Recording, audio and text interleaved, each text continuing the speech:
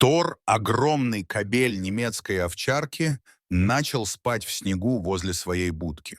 Хозяин Андреас решил выяснить причину его странного поведения и после 3 часов наблюдения подошел к нему.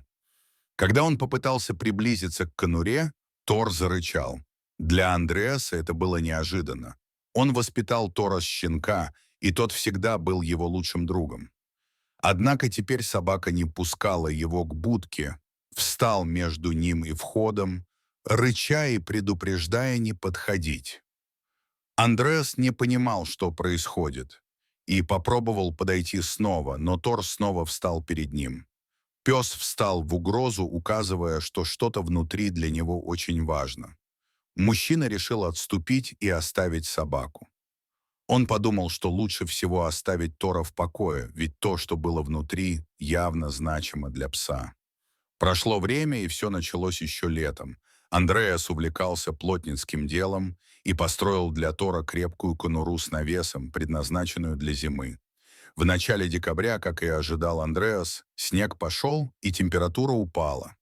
Тор быстро освоил свое новое жилище и в мгновение ока превратил его в свою личную крепость. Вечером, когда начался первый снег, Андреас увидел, как Тор лежал на крыльце своей будки, словно на страже. Он не сдвигался с места, даже когда начался сильный мороз. На следующий день, пытаясь проверить, как все в порядке, Андреас снова подошел к конуре. Тор встал и снова встал между ним и входом, рыча, как бы предупреждая не пытаться войти. Не понимая поведения своего пса, Андреас решил придумать план. Он пошел на кухню, взял стейк и нарезал его на маленькие кусочки. Любимое лакомство Тора. Надеясь, что собака не устоит, он вышел на улицу с миской и позвал Тора. Собака вначале заподозрила что-то странное, но в конце концов пошла за ним. Андреас поставил миску с мясом на кухне и продолжил наблюдать за собакой. Тор наслаждался каждым кусочком и не пытался съесть все сразу. Когда пес был поглощен едой, Андреас начал свою вторую часть плана. Он медленно покинул кухню, и как только дверь за ним закрылась, Тор почувствовал, что хозяин его игнорирует.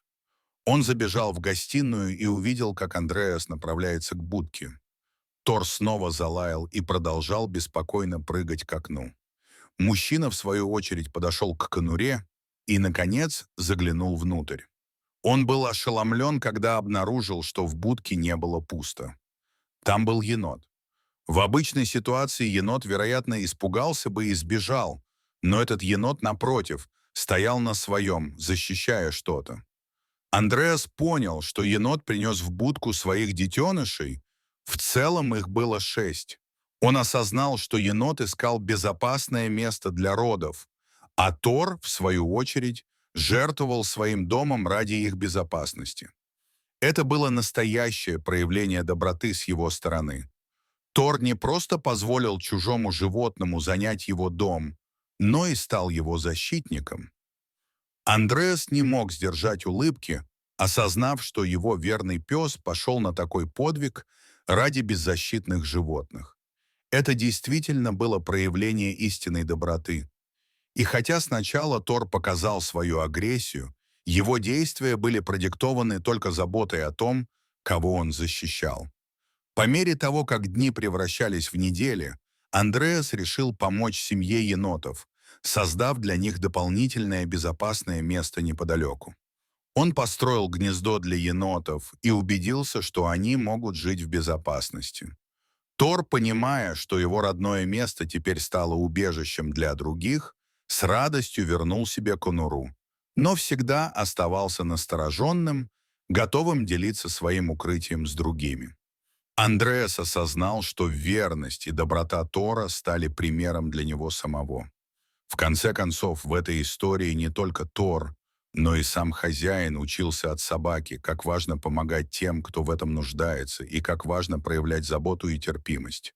Тор остался верным и добрым другом, и, несмотря на свою сильную природу, был готов сделать жертву ради других существ.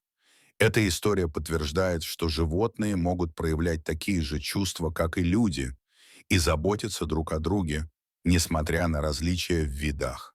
Иногда они могут быть более чуткими и внимательными, чем мы себе представляем. И это напоминает нам о важности эмпатии и взаимопомощи. Дорогие зрители, подписывайтесь на канал, ставьте лайки, пишите комментарии. До новых встреч!